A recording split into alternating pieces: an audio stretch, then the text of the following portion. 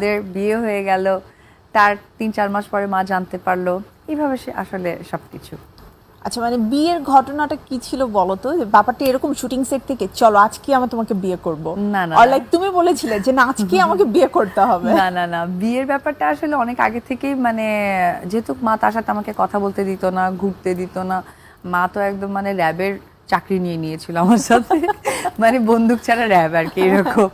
তো এটা আসলে আমরা যখন 2-3টা সিনেমা শেষ করে ফেললাম, তো তখন আর কি সাকিব বলল যে আচ্ছা ঠিক তোমাদের আছে। সবচেয়ে মজার ব্যাপারটা কি ছিল জানো? সেটা হচ্ছে ডেট করার জন্য বাইরে যাওয়ার প্রয়োজন নেই, একসাথে মুভি করছো, একসাথে আছো, ভালোবাসার ডায়লগ ইম্প্রোভাইজ করে যা বলতে ইচ্ছা করছে বলে দিচ্ছ। ও না না না, ওটা আমার সম্ভব ছিল না।